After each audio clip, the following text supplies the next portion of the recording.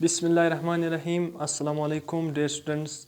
आज हमारा current and electricity का नेक्स्ट लेक्चर पढ़ने जा रहे हैं। आज हमारा लेक्चर क्या होगा? Electrical resistance.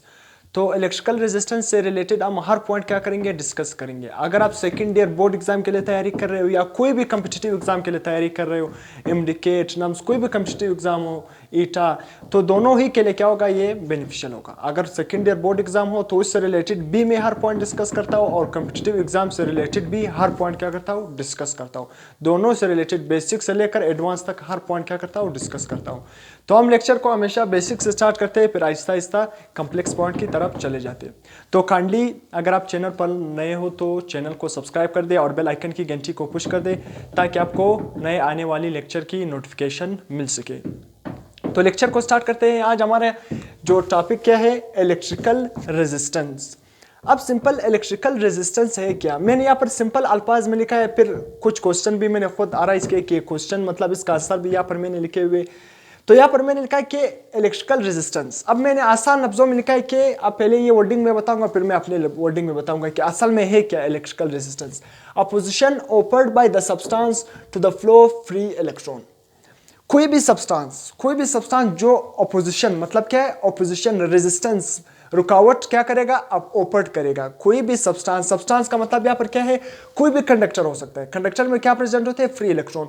तो कोई भी सब्सटेंस या आप कह सकते हो कि कोई भी कंडक्टर जो ऑपोजिशन ओपर्ट करता है फ्री इलेक्ट्रॉन के रास्ते में, फ्री इलेक्ट्रॉन की फ्लो में। जो कंडक्टर में क्या है, लेट्स सपोज मैंने यहाँ पर डायग्राम बनाया, यहाँ पर मैंने डायग्राम बनाया कि यहाँ पर एटम भी मौजूद होंगे इस कंडक्टर में,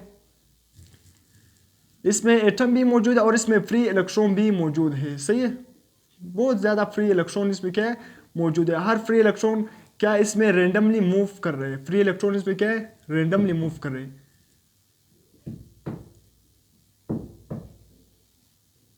और ये फ्री इलेक्ट्रॉन क्या है, एटम के साथ क्या हो रहे हैं, टकरा रहे हैं। सही है,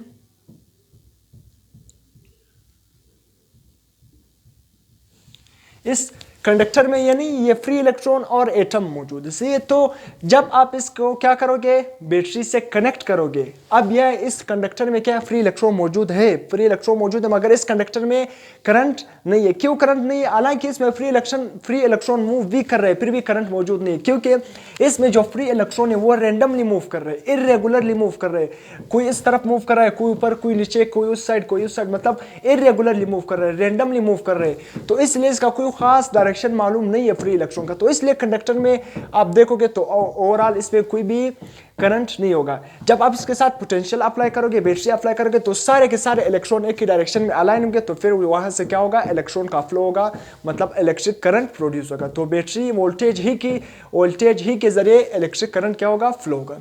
तो अब यहाँ पर क्या है, इसमें इलेक्ट्रॉन क्या है, मौजूद है, और ये इलेक्ट्रॉन क्या करते हैं, एटम के साथ क्या करते हैं, कोलाइड करते हैं। याद रखना, जिस कंडक्टर में इलेक्ट्रॉन क्या करते हैं, मूव करते हैं, तो वो इलेक्ट्रॉन को भी वहां पर रेजिस्टेंस का सामना पड़ता है। क्या है, रेजिस्टेंस, रुकावट का सामना करना पड़ता है।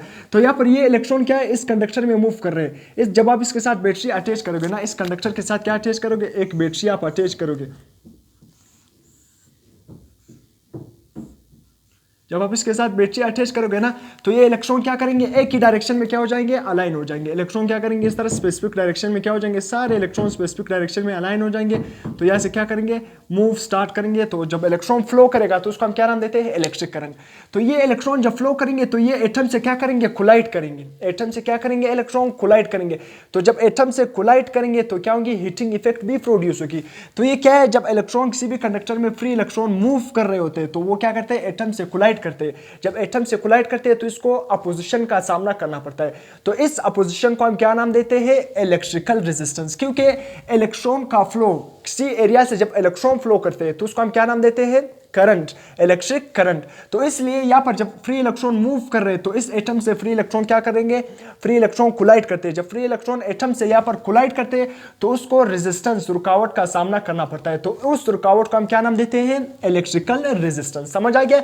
इलेक्ट्रिकल रेजिस्टेंस क्या है, opposition offered by the substance. कोई भी सब्सटेंस जो ऑपोजिशन, जो रुकावट क्या करेगा, ऑफर करेगा to the flow free electron, free electron को फ्लो होने में। एक जगह से दूसरी जगह जब फ्री इलेक्ट्रॉन फ्लो कर रहा होगा, जब वहां पर कोई भी सब्सटेंस क्या करेगा, उसको अपोजिशन ऑफर करेगा, तो उसको हम क्या नाम देंगे, इलेक्ट्रिकल रेजिस्टेंस। सही है, अब यहाँ पर क्वेश्चन अराइज होता है कि वाई ऑपोजिशन ओकर, सही है, ऑपोजिशन क्यों ओकर होती है, रुकावट वहां पर क्यों आती है। सही, इलेक्ट्रॉन आ रहे हैं एक जगह से, मतलब इलेक्ट्रॉन क्या है, इलेक्ट्रॉन कंडक्टर में फ्री मतलब फ्लो स्टार्ट होना होगा। जब आपने यहाँ से कंडक्टर के साथ बैटरी अटैच की तो सारे के सारे इलेक्ट्रॉन एक ही डायरेक्शन में अलाइन हो गए और इलेक्ट्रॉन फ्लो स्टार्ट होना हो गया। सही, इलेक्ट्रॉन ने फ्लो स्टार्ट करना शुरू किया। सही है, जब इलेक्ट्रॉन ने फ्लो स्टार्ट करना किया शुरू किया तो इलेक्ट्रॉन को एटम के साथ कोलाइड होना पड़ेगा। फिर एटम के साथ जब इलेक्ट्रॉन को एक जगह से दूसरी जगह फ्लो करेंगे तो इस एटम के साथ ये क्या करेंगे, कोलाइड करेंगे। जब एटम के साथ कोलाइड करेंगे तब ये क्या करेंगे, आगे की तरफ आएंगे और फ्लो करेंगे। सही है, तो अपोजिशन इसको ऑफर्ड होगी इस कंडक्टर में, अपोजिशन क्या होगी, ऑफर होगी। मगर ये अपोजिशन ऑफर क्यों होती है, क्यों ये रुकावट आती है। याद रखना मैंने इसका आंसर क्या लिखा है, because atom and molecule of the substance obstruct the flow of these electron. मैंने क्या लिखा है, एटम्स एंड मॉलिक्यूल। याद रखना इस कंडक्टर में क्या है मौजूद है, एटम्स मौजूद है, इलेक्ट्रॉन मौजूद है। ये क्या है, मैंने यहाँ पर क्या लिखा है, सब्सटेंस। सब्सटेंस का मतलब क्या है, कोई भी कंडक्टर हो सकता है। सही है, तो क्या होगा, atom and molecule of the substance obstruct the flow of electron. ये क्या है, जो यहाँ पर एटम्स और मॉलिक्यूल मौजूद है इस कंडक्टर में, वो इस फ्री इलेक्ट्रॉन को ऑब्स्ट्रक्ट करते हैं, रुकावट बनते हैं उसके लिए, फ्री इलेक्ट्रॉन की फ्लो के लिए। जब ये मूव कर रहे होंगे तो इस फ्री इलेक्ट्रॉन की फ्लो के लिए ये क्या बनते हैं, रुकावट बनते हैं, ये एटम और मॉलिक्यूल। तो इसी वजह से फ्री इलेक्ट्रॉन को अपोजिशन का सामना करना पड़ता है और इस अपोजिशन को हम फिजिक्स में क्या कहते हैं, इलेक्ट्रिकल रेजिस्टेंस। क्यों इलेक्ट्रिकल रेजिस्टेंस कहते हैं, क्योंकि इलेक्ट्रॉन जिधर से गुजरते हैं उसको हम क्या नाम देते हैं, इलेक्ट्रिक करंट। और इलेक्ट्रॉन को किस चीज का सामना पड़ रहा है, अपोजिशन का सामना पड़ रहा है। क्यों पड़ रहा है, क्योंकि एटम और मॉलिक्यूल की वजह से। तो इसको हम क्या नाम देंगे, इस अपोजिशन को हम क्या नाम देंगे, इलेक्ट्रिकल रेजिस्टेंस। तो समझ आ गया अपोजिशन ओकर क्यों होती है, क्योंकि एटम और मॉलिक्यूल उस सब्सटेंस में, इस सब्सटेंस में जो एटम और मॉलिक्यूल मौजूद होते हैं वो क्या करते हैं, ऑब्स्ट्रक्ट करते हैं, मतलब रुकावट बनते हैं फ्री इलेक्ट्रॉन की फ्लो में, फ्री इलेक्ट्रॉन की फ्लो में। सही, ये आंसर भी आपको मिल गया। अब याद रखना कुछ ऐसे सब्सटेंसेस जो अपोजिशन कम ऑफर करते हैं, कुछ ऐसे सब्सटेंसेस जो अपोजिशन बहुत ही ज्यादा ऑफर करते हैं। सही, मतलब कुछ सब्सटेंसेस में रेजिस्टेंस कम होता है और कुछ सब्सटेंसेस में रेजिस्टेंस बहुत ज्यादा होता है। अब ऐसे सब्सटेंसेस, मेटल, याद रखना मेटल में जो रेजिस्टेंस होता है वो बहुत offer very little opposition. Metal में अपोजिशन बहुत ही कम होती है, मेटल में अपोजिशन बहुत ही कम होती है to the flow of electric current. अब क्यों मेटल में अपोजिशन मतलब रेजिस्टेंस कम क्यों होती है, क्योंकि जब मेटल आप उठाते हो, मतलब कंडक्टर, सारे कंडक्टर क्या है, मेटल है, क्योंकि मेटल ही इलेक्ट्रिक करंट एक जगह से दूसरी जगह क्या होते हैं, मेटल ही में क्या इलेक्ट्रिक करंट एक जगह से दूसरी जगह फ्लो करता है। क्यों, क्योंकि मेटल में क्या मौजूद होते हैं, फ्री इलेक्ट्रॉन मौजूद होते हैं। तो मेटल क्या करेगा, रेजिस्टेंस कम ऑफर करेगा। अब क्यों मेटल रेजिस्टेंस ऑफर क्यों कम करता है, याद रखना मेटल में जब इलेक्ट्रॉन क्या करेंगे, जब आप उसके साथ एक बैटरी अटैच करोगे, जब बैटरी अटैच करोगे कंडक्टर के साथ और इसमें जो फ्री इलेक्ट्रॉन मौजूद होंगे इस कंडक्टर में, ये सारे क्या हो जाएंगे, अलाइन हो जाएंगे। जब अलाइन हो जाएंगे तो एक पोटेंशियल डिफरेंस आपने अप्लाई किया। जब पोटेंशियल डिफरेंस होगा तो इलेक्ट्रॉन क्या करेंगे, एक जगह से दूसरी जगह क्या करेंगे, फ्लो स्टार्ट होना शुरू करेंगे। तो यहाँ पर जो एटम और मॉलिक्यूल मौजूद है, जब इलेक्ट्रॉन इस कंडक्टर के एटम और मॉलिक्यूल से कोलाइड करते हैं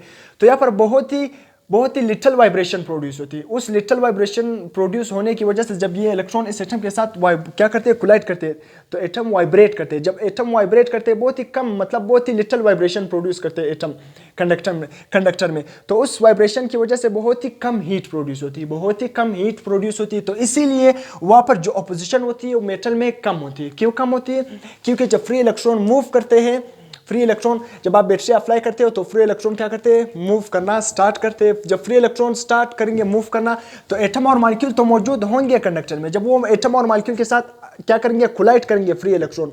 जब फ्री इलेक्ट्रॉन ऑपोजिशन तो मिलेगी मगर कम ऑपोजिशन मिलेगी, क्योंकि जब एटम और मॉलिक्यूल के साथ ये कोलाइड करते हैं तो वो एटम और मॉलिक्यूल बहुत ही कम क्या करते हैं, वाइब्रेट करते हैं। कम वाइब्रेशन की वजह से वहाँ पर बहुत ही कम हीट प्रोड्यूस होती है। तो उसी वजह से वहाँ पर जो रेजिस्टेंस प्रोड्यूस होती है वो बहुत ही कम होती है। क्योंकि मेटल में, याद रखना मैंने इसे पिछले लेक्चर में बताया कि मेटल में, ये बात आपने याद रखना, मेटल में resistance is directly proportional to temperature. किसमें, मेटल में। मेटल्स में रेजिस्टेंस का टेम्परेचर के साथ क्या डायरेक्ट रिलेशन है, मेटल में रेजिस्टेंस का टेम्परेचर के साथ डायरेक्ट रिलेशन है। इसलिए मेटल में एटम बहुत कम वाइब्रेट करते हैं और टेम्परेचर क्या होते हैं, कम टेम्परेचर क्या होते हैं, कम, मतलब कम, बहुत ही कम हीटिंग इफेक्ट वहाँ पर प्रोड्यूस होती है। इसलिए तो कम टेम्परेचर जब राइज होता है तो इसलिए रेजिस्टेंस भी ज़्यादा नहीं बढ़ता है। अगर टेम्परेचर ज़्यादा बढ़ जाएगा तो रेजिस्टेंस भी क्या हो जाएगा, ज़्यादा बढ़ जाएगा, क्योंकि टेम्परेचर और रेजिस्टेंस का डायरेक्ट रिलेशन है किस में, मेटल में। तो इसलिए मेटल में टेम्परेचर ज़्यादा बढ़ता नहीं है, तो इसलिए रेजिस्टेंस भी ज़्यादा नहीं होती है मेटल की। ये बात आपने याद रखना है, सही है।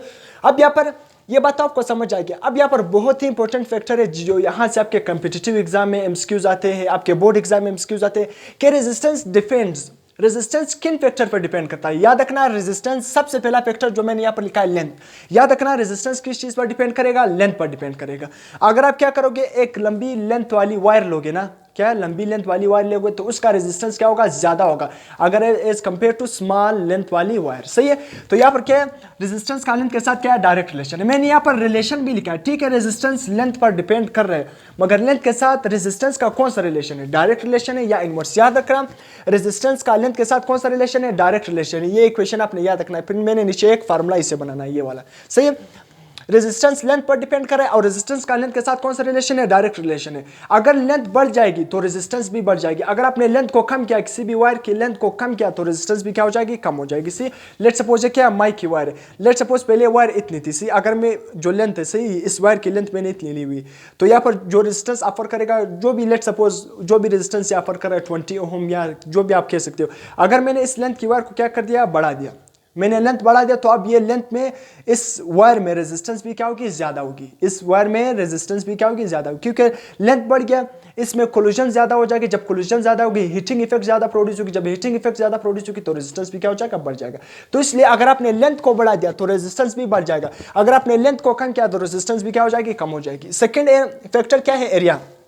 याद रखना रेजिस्टेंस एरिया पर भी डिपेंड करता है। रेजिस्टेंस का एरिया के साथ कौन सा रिलेशन है, इनवर्स रिलेशन है। तो अगर आपने एरिया को क्या किया, एरिया को बढ़ा दिया तो रेजिस्टेंस क्या हो जाएगी, कम हो जाएगी, रेजिस्टेंस कम हो जाएगा। इनवर्स रिलेशन का मतलब क्या है, एक चीज को अगर आपने बढ़ा दिया तो दूसरी चीज खुद ब खुद क्या हो जाएगी, कम हो जाएगी। अगर आपने एरिया को कम किया, एरिया को क्या किया, कम किया, तो रेजिस्टेंस क्या हो जाएगी, बढ़ जाएगी, रेजिस्टेंस क्या हो जाएगी, बढ़ जाएगी। इसलिए रेजिस्टेंस का एरिया के साथ कौन सा रिलेशन है, इनवर्स रिलेशन। अब तीसरा factor nature of the material. याद रखना रेजिस्टेंस नेचर ऑफ मटेरियल पर भी डिपेंड करता है। नेचर ऑफ मटेरियल का मतलब क्या है, आपने जो वायर लिया है वो किस नेचर का है, आपने कॉपर का वायर लिया है, सिल्वर का वायर लिया है, जर्मेनियम का वायर लिया है, किस चीज का वायर लिया है। क्योंकि मेटल में रेजिस्टेंस बहुत कम होती है। अगर आपने मेटल का वायर लिया तो वहां पर बहुत ही कम रेजिस्टेंस प्रोड्यूस होगा, बहुत ही कम अपोजिशन फ्लो ऑफ इलेक्ट्रॉन को मिलेगा। अगर आपने कोई दूसरा वायर लिया तो हो सकता है, अगर आपने इंसुलेटर दूसरा वायर लिया या जर्मेनियम कॉपर का नहीं लिया तो वहां पर रेजिस्टेंस हो सकता है उससे ज्यादा ऊपर हो। तो मेटल में रेजिस्टेंस कम होती है, तो इसलिए नेचर पर भी डिपेंड करता है कि आपने किस नेचर का वायर लिया है, सही है। अब चौथा फैक्टर जो रेजिस्टेंस का है, temperature. Temperature is direct proportional to resistance. याद रखना रेजिस्टेंस का टेम्परेचर के साथ कौन सा रिलेशन है, डायरेक्ट रिलेशन। अगर टेम्परेचर बढ़ गया तो रेजिस्टेंस भी बढ़ जाएगी, अगर टेम्परेचर कम हो गया तो रेजिस्टेंस भी क्या हो जाएगी, कम हो जाएगी। सी ये खास तौर पर मेटल में जो रेजिस्टेंस क्या है, रेजिस्टेंस का टेम्परेचर के साथ क्या है, डायरेक्ट रिलेशन। इससे पिछले लेक्चर में मैंने बताया था कि रेजिस्टेंस का टेम्परेचर के साथ डायरेक्ट रिलेशन है किन मटेरियल में, मैंने अब वहां पर नाम भी लिखे थे। और रेजिस्टेंस का टेम्परेचर के साथ इनवर्स रिलेशन भी होता है, वो नाम भी मैंने बताए थे। तमाम फैक्टर, सेमीकंडक्टर था, डायोड था, थर्मिस्टर था, ये मैंने पिछले लेक्चर में आपको बताया भी था। तो रेजिस्टेंस का टेम्परेचर के साथ क्या है, डायरेक्ट रिलेशन है। अब अगर मैं क्वेश्चन जो इक्वेशन 1 है और इक्वेशन 2, इन दोनों को क्या करूं, कंबाइन करूं, इन दोनों को कंबाइन करूं, मगर याद रखना एक कंडीशन है, मैंने इक्वेशन 1 और इक्वेशन 2 को कंबाइन करना है, मगर याद रखना टेम्परेचर क्या होना चाहिए, दोनों, इन दोनों कंडीशन में। जब मैंने क्या किया, लेंथ और एरिया, इन दोनों इक्वेशन को मैं कंबाइन कर रहा हूं, मगर टेम्परेचर रिमेन कॉन्स्टेंट। टेम्परेचर क्या होना चाहिए, कॉन्स्टेंट होना चाहिए। तो इसलिए मैं दोनों इक्वेशन को क्या कर रहा हूं, कंबाइन कर रहा हूं। Resistance is equal to length divided, क्योंकि रेजिस्टेंस का लेंथ के साथ डायरेक्ट रिलेशन है और रेजिस्टेंस का एरिया के साथ इनवर्स रिलेशन है, तो दोनों इक्वेशन को मैंने कंबाइन कर लिया। अब याद रखना मैंने प्रोपोर्शनलिटी निशान को क्या करना है, रिमूव करना है। प्रोपोर्शनलिटी निशान को मैंने क्या करना है, रिमूव करना है। तो मैं प्रोपोर्शनलिटी साइन लगाऊंगा, यहां पर एक कांस्टेंट लगाऊंगा। अब अक्सर स्टूडेंट क्वेश्चन पूछते हैं कि सर अब जो हम कांस्टेंट लगाते हैं ना, कांस्टेंट रेजिस्टेंस के साथ लगाए या कांस्टेंट लेंथ के साथ लगाए ना, लेंथ और एरिया, मतलब कांस्टेंट इस राइट साइड पर लगाए या कांस्टेंट इस लेफ्ट साइड पर लगाए, कांस्टेंट हम किस साइड पर लगाए। याद रखना कांस्टेंट आपने उसी साइड पर लगाना है जो इंडिपेंडेंट हो, उस साइड पे लगाना है जो इंडिपेंडेंट हो। अब रेजिस्टेंस ये साइड क्या हमारे साथ, मैंने कांस्टेंट आर के साथ में लगाऊं या लेंथ के साथ लगाऊं, सही है, लेंथ डिवाइडेड बाय एरिया। तो इस दोनों, इस साइड के साथ लगाओ या इस साइड के साथ, किस साइड के साथ मैं लगाऊं। याद रखना रेजिस्टेंस क्या है, रेजिस्टेंस लेंथ और एरिया पर क्या कर रहा है, डिपेंड कर रहा है। लेंथ और एरिया क्या है, वो इंडिपेंडेंट है, वो रेजिस्टेंस पर डिपेंड नहीं कर रही है। आप एरिया को जितना भी बढ़ाओगे, क्या एरिया का रेजिस्टेंस के साथ क्या है, ठीक है, रेजिस्टेंस किस पर डिपेंड कर रही है? लेंथ पर, मगर लेंथ रेजिस्टेंस पर डिपेंड नहीं कर रही है। लेंथ क्या अगर बढ़ाओगे कम करोगे, सही है, रेजिस्टेंस क्या करेगा? लेंथ पर डिपेंड करेगा, मगर लेंथ रेजिस्टेंस पर डिपेंड नहीं कर रहा है। रेजिस्टेंस किस पर डिपेंड कर रहा है? रेजिस्टेंस डिपेंडेंट है किस पर? लेंथ और एरिया पर। तो मैं कांस्टेंट किसके साथ लगाऊंगा? जो इंडिपेंडेंट वेरिएबल है। क्या इन कौन इसमें डिपेंडेंट कौन है? रेजिस्टेंस क्या है? डिपेंडेंट है। रेजिस्टेंस डिपेंड कर रहा है लेंथ पर। अगर आपने लेंथ को बढ़ा दिया या आपने लेंथ को कम किया तो रेजिस्टेंस पर इफेक्ट होगा, सही है। तो इसलिए एरिया को बढ़ा दिया या कम कर दिया तो रेजिस्टेंस पर इफेक्ट होगा। तो रेजिस्टेंस क्या है? डिपेंडेंट क्वांटिटी है, जबकि लेंथ और एरिया इंडिपेंडेंट क्वांटिटी है। तो इसलिए मैं किसके साथ कांस्टेंट लगाऊंगा? इंडिपेंडेंट के साथ। लेंथ और एरिया के साथ मैं क्या लगाऊंगा? कांस्टेंट। तो इसलिए resistance is equal to rho L और ए। ये इसको हम क्या नाम देते हैं? रो, RHO, रो। ये हमारे साथ एक ग्रीक लेटर है, सही है। ये रो हमारे साथ क्या है? कांस्टेंट है। इसको हम, ये इसका नाम क्या है? ये रो, इसको कांस्टेंट कहते हैं। इसका जो ग्रीक लेटर है इसका नाम क्या है? रो। और इसको हम क्या नाम देते हैं? रेजिस्टिविटी भी कहते हैं या स्पेसिफिक रेजिस्टेंस। इसका नाम क्या है इस कांस्टेंट का? स्पेसिफिक रेजिस्टेंस, रो या रेजिस्टिविटी, इसको आप तमाम नाम दे सकते हो। तो यहाँ तक, तो यहाँ पर हमारे साथ रेजिस्टेंस का एक नया रिलेशन आ गया। Resistance is equal to resistivity length divided by area. इसको हम रेजिस्टिविटी भी कह सकते हैं, स्पेसिफिक रेजिस्टेंस भी कहते हैं। तो रेजिस्टिविटी का कंसेप्ट मैं अलग अलग लेक्चर में दूंगा। रेजिस्टिविटी का रिलेशन, रेजिस्टिविटी का, इसी रिलेशन से मैं रेजिस्टिविटी का रिलेशन ड्राइव करूंगा कि रेजिस्टिविटी असल में है क्या, उसके एमसीक्यूज, इंपॉर्टेंट पॉइंट तमाम तरह में क्या करूंगा? डिस्कस करूंगा। तो आज हमारा क्या है? रेजिस्टेंस, इलेक्ट्रिकल रेजिस्टेंस का क्या है? इक्वेशन है। इलेक्ट्रिकल रेजिस्टेंस का आज हमारा टॉपिक है। तो रेजिस्टेंस का हमारे साथ एक इक्वेशन आ गया, resistance is equal to rho L और ए, सही है। ये हमारे साथ रेजिस्टेंस का एक फार्मूला है। ये फार्मूला आपने कब यूज करना है? जब आपको क्या गिवन हो? Specific resistance. मतलब इस स्पेसिफिक रेजिस्टेंस का मतलब क्या है? इस कांस्टेंट की वैल्यू गिवन हो, लेंथ गिवन हो और एरिया गिवन हो, फिर आपसे पूछे कि रेजिस्टेंस फाइंड करो, तब आपने ये वाला रिलेशन यूज करना है। अब इस रिलेशन को मैं दूसरे फॉर्म में भी लिखूंगा, डायमीटर की फॉर्म में भी लिखूंगा, इसी तरह रेडियस की फॉर्म में भी लिखूंगा, क्योंकि एरिया किसके इक्वल है? 5r²। तो इस रिलेशन को मैं और फॉर्म में भी लिखूंगा आपके अंडरस्टैंडिंग के लिए कि आपको अगर डायमीटर गिवन हो तो फिर आपने कौन सा रिलेशन यूज करना है। तो इसलिए आपने अभी याद रखना है जो बेसिक रिलेशन है रेजिस्टेंस का, फर्स्ट एक हमने इससे पिछले पढ़ा था ओहम लॉ में, एक ये रिलेशन आया कि resistance is equal to rho L और ए, सही है। अब इसके बाद जो हमने ओहम लॉ में पढ़ा था, ओहम लॉ पर मैंने बहुत ही कंप्लीट लेक्चर दिया था, हर पॉइंट कॉम्पिटिटिव एग्जाम के लिए और सेकंड ईयर बोर्ड एग्जाम के लिए मैंने हर पॉइंट डिस्कस किया था वहां पर। सी वहां पर मैंने V is equal to IR, ये ओहम लॉ था। सी जो वोल्टेज और करंट के दरमियान उसने रिलेशन बताया था, ओहम सिमन, जॉर्ज सिमन ओहम ने जो रिलेशन बताया था। ओहम लॉ को किसने प्रपोज किया था? George Simon Ohm. वहां पर मैंने बताया भी है, तो इसलिए मैं डिटेल में नहीं जा रहा ओहम लॉ का। तो इसलिए अगर आपने इस लॉ से रेजिस्टेंस निकालना है, इस इक्वेशन से रेजिस्टेंस निकालना है, तो सिंपल करंट वोल्टेज पर डिवाइड होगा, तो resistance is equal to voltage divided by current, सही है। वोल्टेज डिवाइडेड बाय करंट, सही है। वोल्टेज और करंट, वोल्टेज और करंट का रेशियो किसको डिफाइन करेगा? वोल्टेज और करंट का रेशियो किसके इक्वल है? रेजिस्टेंस के इक्वल है, सही है। तो यहां पर यूनिट याद रखना। अब आपने क्या है? रेजिस्टेंस के यूनिट फाइंड करने। अक्सर एमसीक्यूज में आपसे पूछे जाते हैं कि रेजिस्टेंस का यूनिट क्या है। याद रखना एसआई यूनिट रेजिस्टेंस का क्या है? ओहम। रेजिस्टेंस का एसआई यूनिट क्या है? ओहम।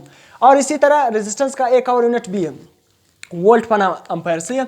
अब वोल्ट पर एम्पायर आप किस तरह फाइंड करोगे? याद रखना फिजिक्स में हर क्वांटिटी की 2 से 3 यूनिट होते हैं, सही है।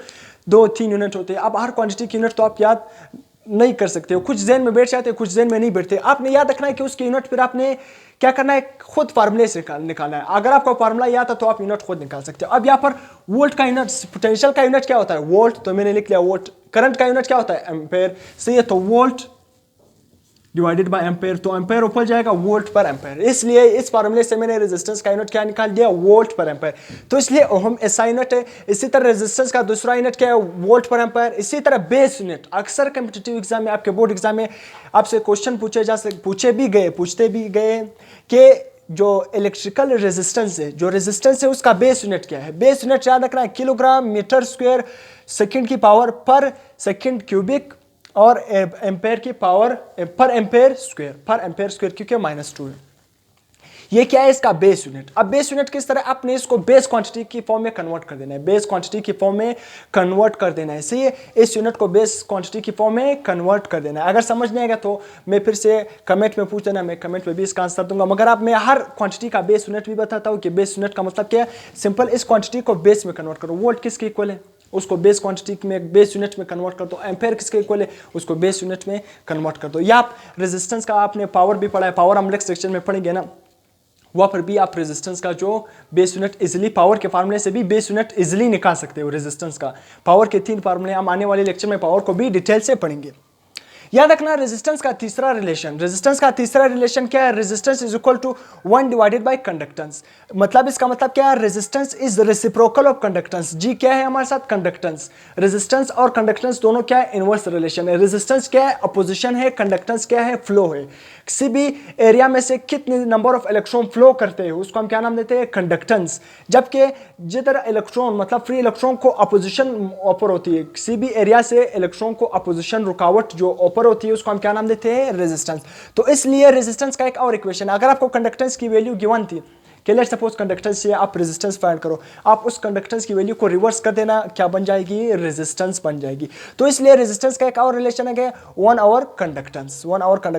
अब याद रखना हम अगले मतलब आने वाले लेक्चर में कंडक्टेंस को पढ़ेंगे तो रेजिस्टेंस का एक और यूनिट भी आएगा, जो कंडक्टेंस का यूनिट होगा उसको आप रिवर्स कर देना, वो किसका यूनिट बन जाएगा? रेजिस्टेंस का यूनिट बन जाएगा।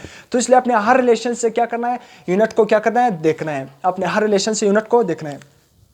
अब यहाँ पर मैं इस जो रेजिस्टेंस इज डायरेक्टली प्रोपोर्शनल, अब इस अगर मैं साइड पे हो जाऊंगा तो मैं बोर्ड को मिटाऊंगा, आपने इसका स्क्रीनशॉट लेना है तो स्क्रीनशॉट ले लो, इसके बाद हम और पढ़ेंगे।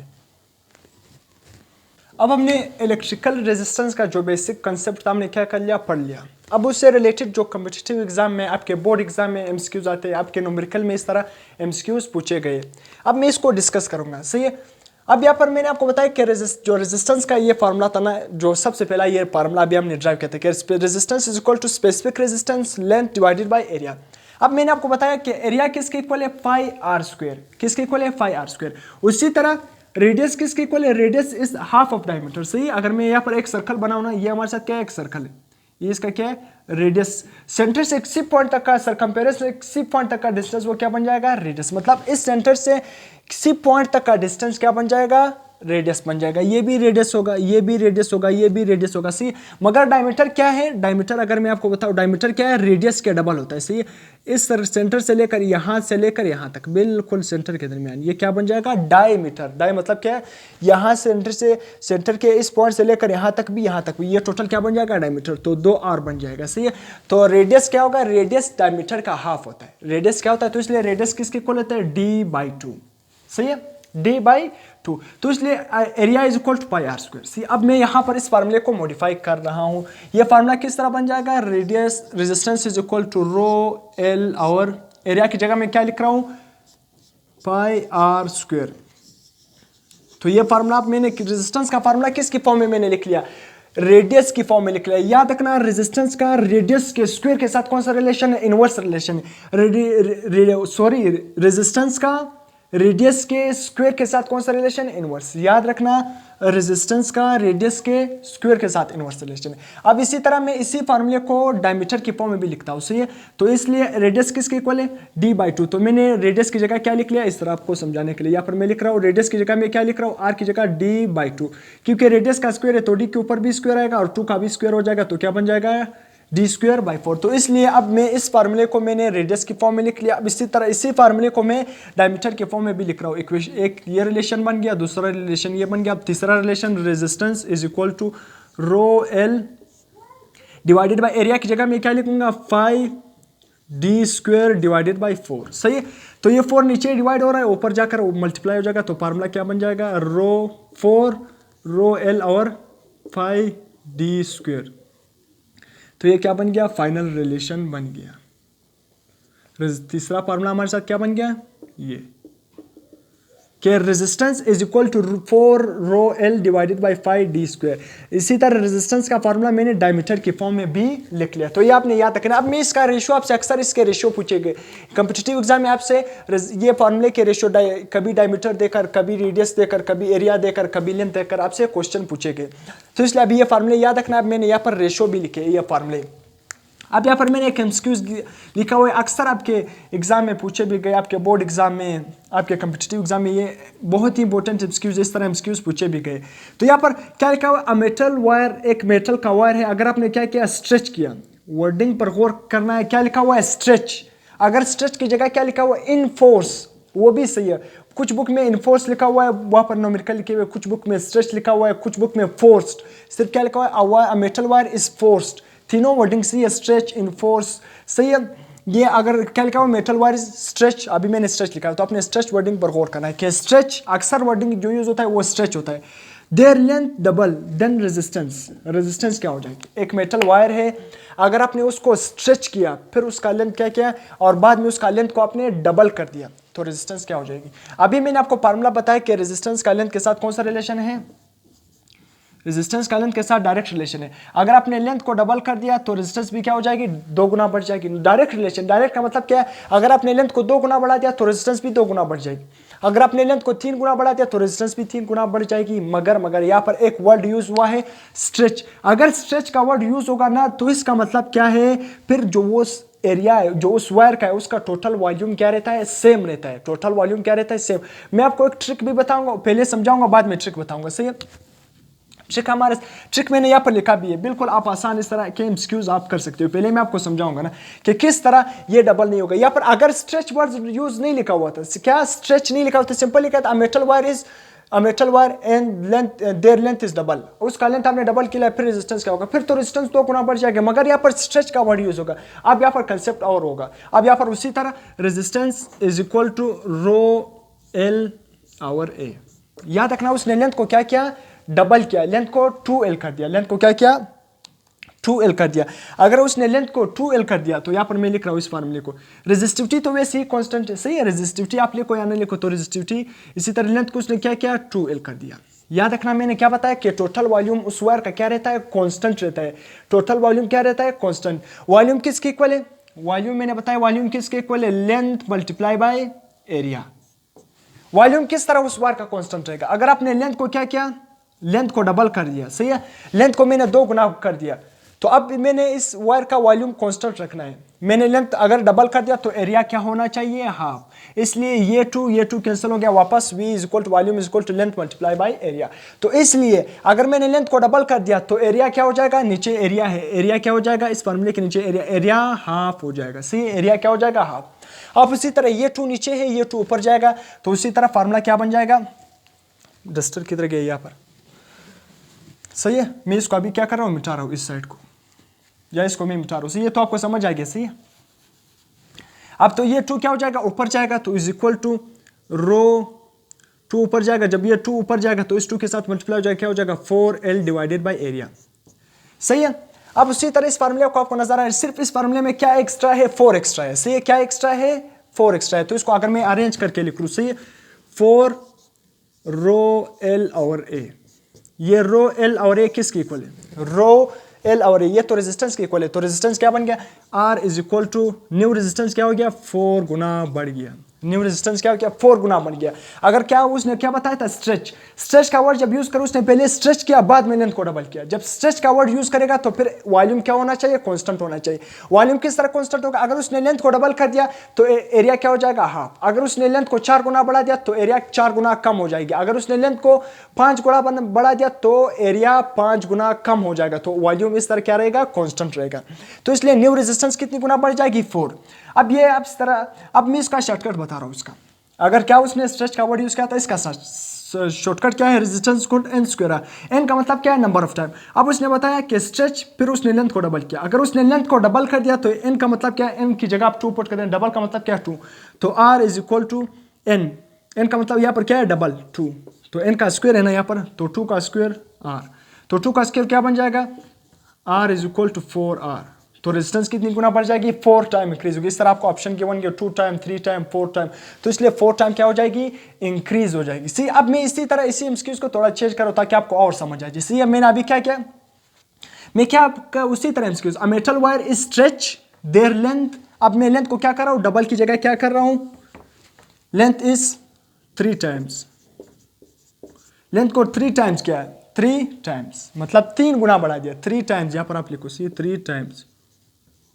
देन रेजिस्टेंस पर क्या इफेक्ट होगा? फिर से कौन सा वर्ड यूज किया? स्ट्रेच। जब स्ट्रेच का वर्ड यूज होगा तो फिर वॉल्यूम क्या रहेगा? कांस्टेंट रहेगा, सही है?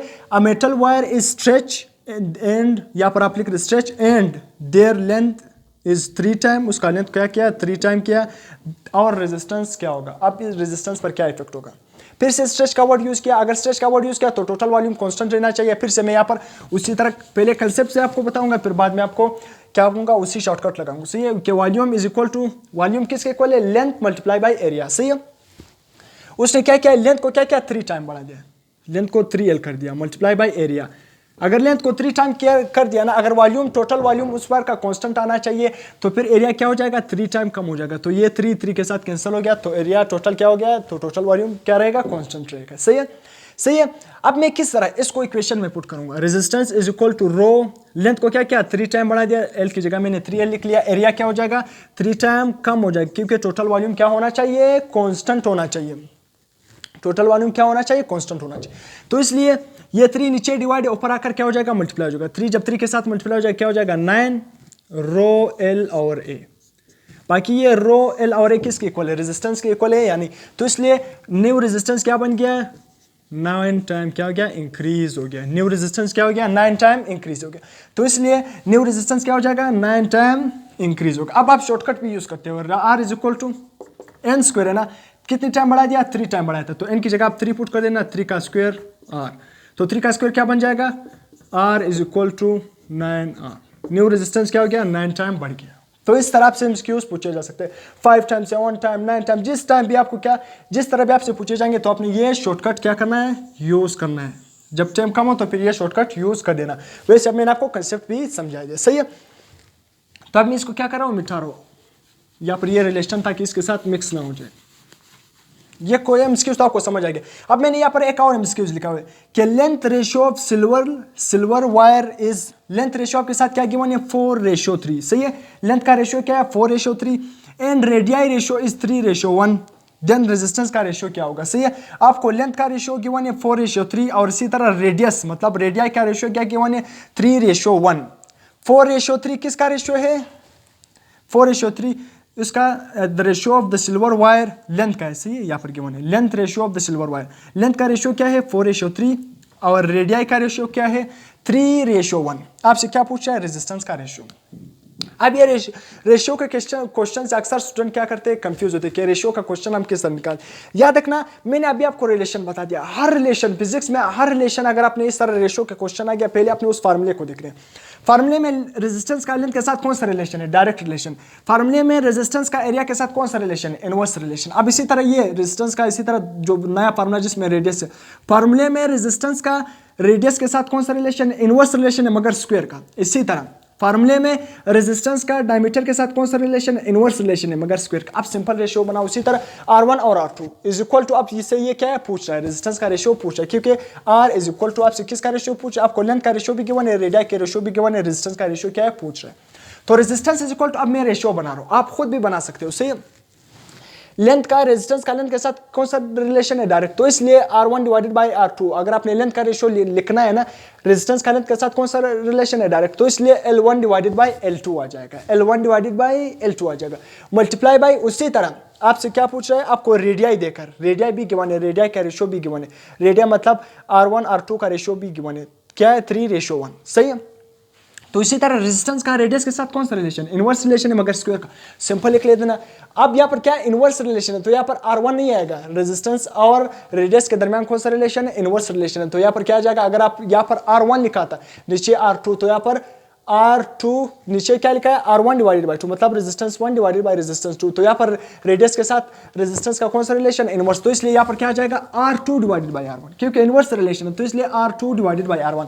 और यहाँ पर रेजिस्टेंस का लेंथ के साथ कौन सा रिलेशन था, डायरेक्ट रिलेशन था। तो इसलिए जो रेशियो यहाँ पर लिखा होता है R1 डिवाइडेड बाई 2, तो इसी तरह लेंथ का रेशियो भी क्या आ जाएगा, L1 डिवाइडेड बाई 2, मगर रेजिस्टेंस का रेडियस के साथ इनवर्स रिलेशन है तो इसलिए रेशियो क्या बन जाएगी, R2 डिवाइडेड बाई R1। इसी तरह दोनों के ऊपर क्या लिख लेना, स्क्वायर, क्योंकि फार्मूले में क्या है, रेडियस के ऊपर स्क्वायर है। आप अलग अलग भी लिख सकते हो, मतलब इसके ऊपर अलग लिख लेना, इसके ऊपर अलग लिखना, या दोनों के ऊपर हो लिख लेना भी सही है। तो इस तरह ये रेशियो बन गया। अब मैं इसमें ये फार्मूला क्या करूंगा, ये क्वेश्चन पुट करूंगा, इसका आंसर भी निकालूंगा। इससे पहले इस क्वेश्चन को मैं लास्ट में सोल्व करूंगा, यहाँ पर मैंने कुछ और रेशियो भी लिखा है। सही है, अब यहाँ पर मैं सबसे पहले इसका आंसर सोल्व करूंगा, बाद में इसका रेशियो बताऊंगा ताकि आपको समझ आ जाए। सही, उसी तरह R1 डिवाइडेड बाई R2, मैंने इसका रेशियो फाइंड करना है। मुझे क्या कहना है, length ratio of the silver wire, ये क्या है, लेंथ रेशियो। लेंथ रेशियो क्या है, 4:3। सही है, 4:3 मतलब क्या है, 4:3। L1 हमारे साथ क्या है 4 और L2 हमारे साथ क्या है 3, 4:3 मल्टीप्लाई बाई रेडियाई रेशो क्या है 3:1, 3:1। अब मैं क्या लिखूंगा 3/1 लिखूं? नहीं, 3/1 नहीं लिखूंगा, क्योंकि रेजिस्टेंस का रेडियस के साथ कौन सा रिलेशन इनवर्स, तो इसलिए R2/R1 आ रहा है। तो मैं क्या लिखूंगा यहाँ पर, जो पहला लिखा है वो क्या हमारे साथ R1 है, और दूसरा हमारे साथ क्या है, जो पहला लिखा हुआ है वो रेडियस 1 है, और दूसरा हमारे साथ क्या है रेडियस 2। तो यहाँ पर रिलेशन में क्या आ रहा है R2/1, तो इसलिए क्या आएगा 1/ नीचे क्या आएगा 3, 1/3। तो इसलिए 4:3 और 3:1, यहाँ पर क्या आ जाएगा 1/3। अब सिंपल क्या कर देना, इसको मल्टीप्लाई कर देना, आपके साथ क्या जाएगा आंसर आएगा।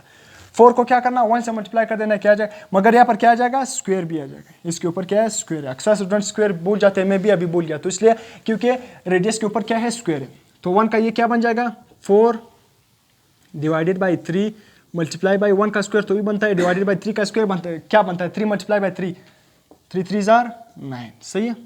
3 मल्टीप्लाई बाई 3 क्या बन जाएगा 9, तो मैं नीचे क्या लिखूंगा 9। तो 1 को 4 को 1 से मल्टीप्लाई करो, क्या आ जाएगा 4 3 9 जार 27, रेशियो क्या बन गया 4/27। आपको इस तरह भी गिवन हो सकता है 4:27। यह हमारे साथ क्या बन आ गया रेडियस का रेशियो आ गया। इस तरह सिंपल क्वेश्चन होते हैं, अपने से कंफ्यूज नहीं होना है। अब इसी तरह इसी न्यूमेरिकल मैप से गिवन हो सकता है कि लेंथ देकर उसी तरह अगर लेट सपोज मैं इसी क्वेश्चन को क्या कर रहा होगा आपके लिए, यहाँ पर रेशियो मैंने लिखे हुए, पहले अपने रेशियो को मैं यही रेशियो समझाकर फिर इसी एमसीक्यूज को थोड़ा मॉडिफाई करूंगा ताकि आपको और समझ भी आ जाए। यहाँ पर इसी तरह रेजिस्टेंस का अगर अपने लेंथ और एरिया के साथ रेशियो निकालना है, उसी तरह रेजिस्टेंस का तो लेंथ के साथ कौन सा रिलेशन है डायरेक्ट रिलेशन है, मगर रेजिस्टेंस का भी मैंने बता दिया रेजिस्टेंस का एरिया के साथ कौन सा रिलेशन है इनवर्स। तो सिंपल यहाँ पर R1/2 का आप रेशियो निकाल रहे हो, तो लेंथ के साथ डायरेक्ट रिलेशन L1/L2 आएगा। उसी तरह एरिया क्या आ जाएगा A2/L1, क्योंकि रेजिस्टेंस का एरिया के साथ इनवर्स रिलेशन है, तो यहाँ पर क्या आ जाएगा क्योंकि R1 है तो यहाँ पर क्या जाना चाहिए A2 आना चाहिए, यहाँ पर क्या नीचे क्या आना चाहिए A1। अगर आप इसको रिवर्स करोगे लेट सपोज, सही है, अगर आपने क्या लिखना है आपको समझाने के लिए बता रहा हूँ, सही है, अगर आपने क्या लिखना है A1/A2 लिखना है, सही, तो फिर आपने इस रेशियो को क्या कर देना है रिवर्स कर देना है, इन दोनों रेशियो को क्या कर देना है रिवर्स कर देना है। यहाँ पर क्या है L2 L1 R1 R2, इस तरह क्या कर देना है इस रेशियो को क्या कर देना है रिवर्स कर देना है, तब ये आंसर क्या आएगा सेम है, क्योंकि इनवर्स रिलेशन है, इनवर्स रिलेशन है। तो अभी मैं क्या कर रहा हूँ अपने इक्वेशन के मुताबिक लिख रहा हूँ, सही है 1 2, यहाँ पर क्या आ जाएगा 2 1, क्योंकि इनवर्स रिलेशन है इसलिए यहाँ पर 2 1 आ रहा है। अब उसी तरह रेजिस्टेंस का अगर आपके साथ लेंथ का रेशियो गिवन था, डायमीटर का रेशियो गिवन था, सही है, इसी तरह ये एमसीक्यूज को चेंज भी कर सकते, आपको लेंथ का रेशियो गिवन था, डायमीटर का रेशियो गिवन था, आपसे पूछा कि रेजिस्टेंस का रेशियो बताओ, फिर ये रेशियो इस तरह बन जाएगा, क्योंकि रेजिस्टेंस का तो लेंथ के साथ डायरेक्ट रिलेशन है L1/L2 आएगा, ये सीक्वेंस तो चेंज नहीं होगा। इसी तरह रेजिस्टेंस का यहाँ पर नजर आपको आ भी रहा है, रेजिस्टेंस का डायमीटर के साथ इनवर्स रिलेशन है मगर स्क्वायर का, तो उसी तरह D2/D1 आ जाएगा, रेशियो बन जाएगा, क्योंकि इनवर्स रिलेशन है, सीक्वेंस क्या होना चाहिए चेंज होना चाहिए। अगर यहाँ पर R1 लिखा था तो यहाँ पर D2 होना चाहिए, सीक्वेंस क्या होना चाहिए चेंज, D2/D1 क्या डायमीटर के स्क्वायर के साथ क्या है इनवर्स रिलेशन है, तो आप अलग अलग स्क्वायर लिख लेना या होल स्क्वायर लिख देना भी सही है। तो ये तीसरा रिलेशन है रेशियो का, इस तरह से पूछा जा सकता है। इसी तरह आपको 3 वैल्यू दे सकता है, मतलब स्पेसिफिक रेजिस्टेंस का रेशियो भी गिवन आपको दे सकता है, इसी तरह लेंथ का रेशियो देकर, एरिया का रेशियो देकर, 3 रेशियो देकर आपसे रेजिस्टेंस का रेशियो पूछा जा सकता है। तो अपने रेशियो को बनाना है, इसी तरह स्पेसिफिक रेजिस्टेंस का, इसी तरह रेजिस्टेंस का स्पेसिफिक रेजिस्टेंस के साथ कौन सा रिलेशन है डायरेक्ट रिलेशन है। वैसे स्पेसिफिक रेजिस्टेंस हमारे साथ क्या है कांस्टेंट है, इसको अगले लेक्चर में मैं इसके एमसीक्यूज आपको बताऊंगा स्पेसिफिक रेजिस्टेंस का कंप्लीटली, सही है। तो इसलिए रेजिस्टेंस और स्पेसिफिक रेजिस्टेंस का तो डायरेक्ट रिलेशन, यहाँ पर भी क्या आ जाएगा ρ1/ρ2 आ जाएगा। इसी तरह लेंथ के साथ रेजिस्टेंस का भी डायरेक्ट रिलेशन L1/L2 आ जाएगा, मगर याद रखना फिर से रेजिस्टेंस का एरिया के साथ इनवर्स रिलेशन है, तो क्या आ जाएगा A2/A1, इस तरह भी आपको रिलेशन दे सकते हैं। तो तमाम के तमाम रिलेशन अपने इस तरीके से क्या करना है हल करना है, तमाम के तमाम रिलेशन अपने इस तरीके से हल करना है, सिर्फ रेशियो को आपने याद रखना है। अब यहाँ पर लेंथ का रेशियो गिवन था, लेट सपोज आपसे पूछे कि रेडिया रेशियो नहीं, क्या रेशियो किया एरिया रेशियो इज 3:1, सी इसी एमसीक्यूज को मैं क्या करा मैंने चेंज किया, तो फिर आपने कौन सा फार्मूला यूज करना है। उसी तरह अगर आपको एरिया लेंथ रेशियो गिवन था, एरिया रेशियो गिवन था, तो आपने ये वाला फार्मूला यूज करना है, लेंथ और एरिया का रेशियो। सिंपल लेंथ हमारे साथ क्या है 4:3, तो 4 divided by 3 multiply by area का रेशियो क्या है 3:1। अब एरिया का रेजिस्टेंस के साथ इनवर्स रिलेशन है तो आपने क्या है 3:1 नहीं लिखना है इस तरह 3:1, क्योंकि A2 डिवाइडेड बाई A1 है। क्या है A2 डिवाइडेड बाई A1, तो 1 डिवाइडेड बाई क्या लिखना है 1 डिवाइडेड बाई 3। 4 1 4, 3 3 9, ये क्या बन जाएगा, इसका आंसर बन जाएगा 4:9। इस तरह अगर यहाँ पर एरिया नहीं गिवन था, अगर आपको बताया था कि डायमीटर रेशियो सही है, यहाँ पर क्या गिवन था diameter ratio, then find resistance का रेशियो, तो सिंपल उसी तरह ये रिलेशन यूज करना। अगर आप पर स्पेसिफिक रेजिस्टेंस का भी रेशियो गिवन था, लेंथ का रेशियो भी गिवन, एरिया का भी रेशियो भी गिवन था, 3 रेशियो गिवन थे, फिर आपसे रेजिस्टेंस का पूछो ये। इसी तरह आप इस रिलेशन में याद रखना, इस अगर 3 रेशियो गिवन थे आप इस रिलेशन को और भी बना सकते हो, इससे और भी बना सकते हो, मगर बेसिक जो रिलेशन थे वो इस तरफ से पूछे जा सकते। तो यहाँ तक हमारा जो इलेक्ट्रिकल रेजिस्टेंस का जो कंसेप्ट था वो क्या हो गया, एंड हो गया। अब इसके बाद हम जो स्पेसिफिक रेजिस्टेंस और इसी तरह कंडक्टेंस कंडक्टिविटी को क्या करेंगे डिटेल से पढ़ेंगे, सही है। तो यहाँ तक तमाम जो रिलेशन है वो क्या हो गए एंड हो गए। यहाँ तक जो रेजिस्टेंस इलेक्ट्रिकल रेजिस्टेंस का जो कम्पिटिटिव एग्जाम में रेशियो पूछे जाते हैं, रेशियो पूछते भी है, तो उसका जो तमाम तर रिलेशन क्या हो गए एंड हो गए, सी उसका जो हर पॉइंट क्या हो गया हमारे साथ क्लियर हो गया, रेशियो का भी कंसेप्ट क्या हो गया क्लियर हो गया, सही है। तो अगर फिर भी आपको इलेक्ट्रिकल रेजिस्टेंस से रिलेटेड कोई क्वेश्चन हो, आपको समझ नहीं आ गया, तो अपने कमेंट सेक्शन में आप कमेंट सेक्शन में भी पूछ सकते हो। अगर आपको लेक्चर पसंद आ गया तो अपने काइंडली चैनल को सब्सक्राइब कर देना है, लाइक कर देना है और शेयर भी कर देना है। टिल देन अल्लाह हाफिज़।